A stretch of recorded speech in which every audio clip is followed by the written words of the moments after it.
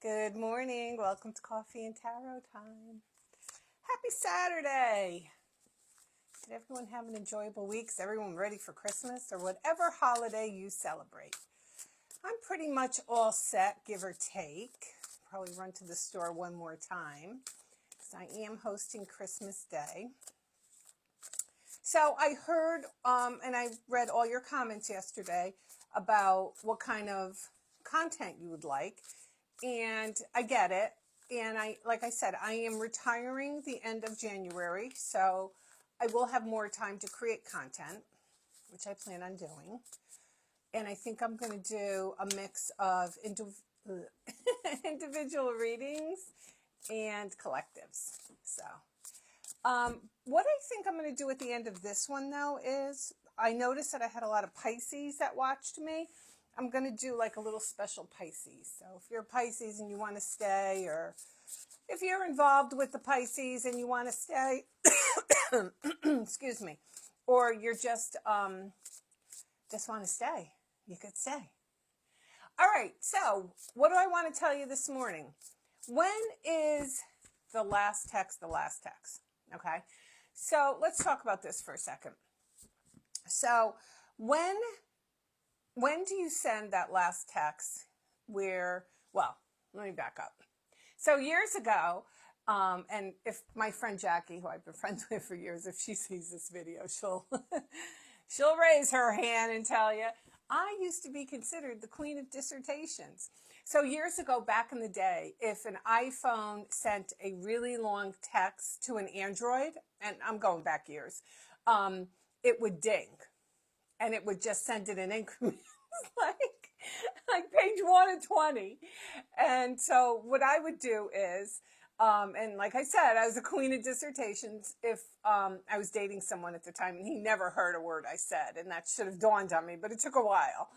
And I would send him these long dissertations, and she would come back and go, damn, his phone must be beeping for like a half an hour. And now, we look back at it, oh, there's Linda, and we laugh about it, and that's part of the growth experience. So anyway, I would write all these long dissertations, which I look back now and I see it was just more of a therapeutic move for myself. Because one, you shouldn't have to talk anybody into doing the right thing. Two, you shouldn't have to sell yourself. Never sell yourself to anybody. Oh, you're going to miss out. I'm the best thing. Let me tell you something. If they don't know you're the best thing, go find someone who does, okay? You don't want to sell yourself to anybody. So anyway, my friends would start sending their dissertations to me, and they would say to me, what do you think of this? Do you think it's good? So then they started calling me the editor, because now I would go through them, and then they would say, help me write it. I mean, it was actually funny. I probably could have started a whole new career with it. But the fat and skinny is, if somebody really wants to work on a relationship and they're looking to invest time and energy, they will either sit across the table and talk to you face to face, or they will call you, and it's not because of, there's that saying out there, which I hate, if they wanted to, they would, blah, blah, blah. I mean, we're adults here, we're not 15-year-olds with no baggage. So if they wanted to, would they? Maybe sometimes they have other things in their life. Maybe they have responsibilities, children, financial. It's not as easy as I'm just going to do it. So I don't like to diminish anybody's feelings, And I tell a lot of people that I read for, sometimes the person they're involved with is just an idiot. That's it. They're just self-centered. They're whatever you think they are. But a lot of times, yeah, I'm checking. A lot of times, they're going through something, which means they can't involve you in their life. And you have to realize that. And you have to learn how to take 2 steps back and do some self-care. But also, sometimes, and I want you girls and guys to think about this today, sometimes somebody walking away from you is a sign of love. Okay? Because they know they probably can't give you what you want, and they walk away. But Yeah, when is the last text the last text? I could still edit, so if you got any, let me know. No. And it's not like I don't encourage it, because like I said, I think it's more you're doing it for yourself. It's more of like a therapeutic sort of thing, you know? So anyway. All right, this coffee and tarot time. I am the Queen of Wands. This is Saturday. And then I just found out from my daughter, we're going to Disney World the first week of February. We're celebrating my retirement. We're celebrating my birthday. And she said, she's sending me all the stuff she bought, her outfits. And she goes, you have to theme it. I go, you have to theme it? I go, oh, I did not know that. Back to the drawing board. I did not know that. So I'm going to be theming my outfits. And ears. She says we have to wear ears. Not a fan of anything on my head, but we'll see. All right, first card out, best card. King of Pentacles. So King of Pentacles is somebody who, we should all get a King of Pentacles. They're somebody who knows what they want. You don't have to send them no dissertations. They're usually earth signs, Virgo, Capricorn, Taurus. Don't get caught up in the gender. But there's somebody who have lived, you know. Look at the way he's just sitting back with his confidence. Like he's like, you know what, this shit's coming down the pike. I've been there before. And they have this level of confidence, but they also know that sometimes we need to take our focus off of one thing and put it on another. And he's putting his focus now on kind of work, business, stuff like that. And he's doing a really good job of it. And he has a very loyal partner next to him. So it's telling us if you come across somebody like this, which you might, they're going to be very loyal to you. The Seven of Cups tells me there's a choice. So a lot of you watching this are going to, if you haven't already, are going to have a choice. Okay? Don't forget, Seven of Cups is, see, he's making a choice. You know, and it's funny. Remember that game where you take so many cups and you put something under the cups and like the hand is quicker than the eye? And the Seven of Cups is kind of like that. And it's telling you, don't be tricked. Okay? Don't be tricked. So if somebody you know is not a King of Pentacles, but comes to you and acts like a King of Pentacles, you have to learn how to give people time to prove who they are. Okay? Because you are trying to make a logical decision right away. And sometimes that's just not possible. What happens is you have to kind of take your time, take a breather.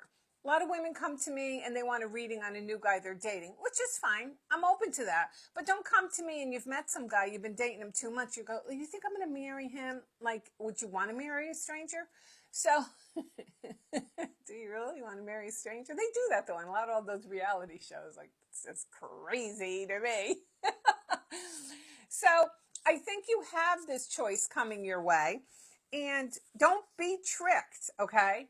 Don't be tricked. And the Death card tells us that your life is about to take a huge change.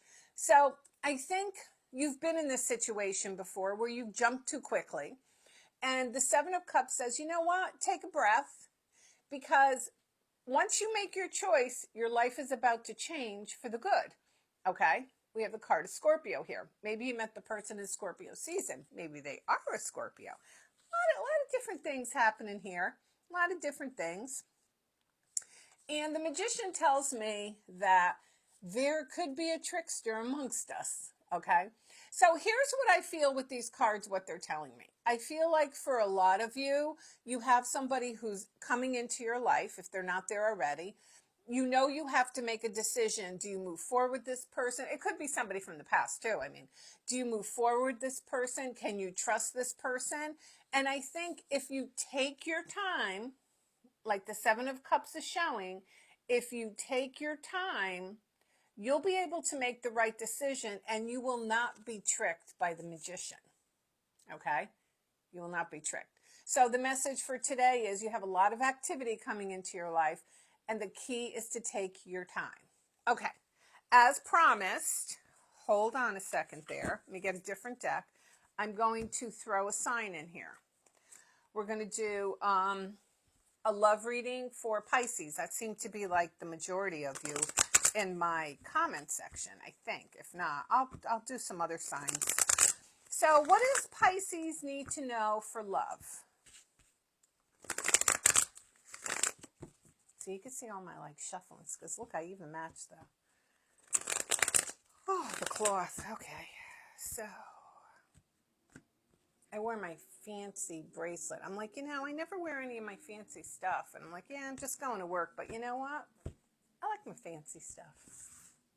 Okay, let's see. Lovers. The card of Gemini. So the Lovers tells me a few things. Lovers is all about choices of the heart. It's funny with the Lovers. I always go back. Let me cover this too, by the way. I always go back to, there used to be an old definition for the Lovers. And you know what? To me, I can't speak for other readers. It always played out. It always played true.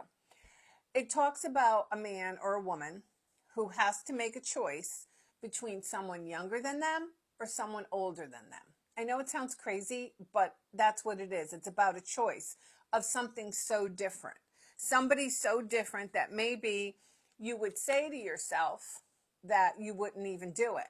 And I love that you showed up in your own reading, Mr. or Mrs. Pisces. The High Priestess tells us to kind of go within. So maybe for some of our Pisces, you're trying to figure out some stuff, especially in the love sector, because this is a love reading. I asked about love. And the card of the High Priestess card is saying, look, you have all the answers inside. You know whether to, who to take down the road with you, who to take a chance with, who not to take a chance with. You have all the answers. Because I feel for some of you, you haven't let go something from the past, okay? And because you haven't let that go, you haven't given the opportunity for something new. Now, I'm just going to say this, okay? And this has not failed me yet either. When I get this card, I usually say something good is going to happen around the first snowfall, okay?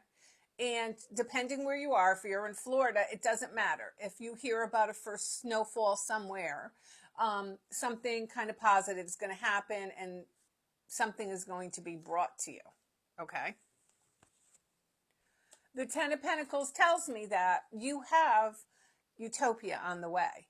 So if you've maybe been pining over this one person or thinking that maybe they would come back, well, maybe they will come back, but they'll come back in a different place because now you have the Ten of Pentacles, all right? Maybe this person had a choice between two people. Maybe you did. But whatever the case may be, you have the answers inside, and sometimes it's best to just be quiet. The High Priestess tells us, sometimes we just need to be shh. Zip it. Like I always say, you go to all these friends, oh my God, what should I do? I screenshot the thing, I send it. Nothing. Do nothing. Okay? Just do nothing. So I like it for Pisces. I think you have something coming down the pike pretty soon that's really unexpected, and it's going to take you from being in the cold to being in the warmth.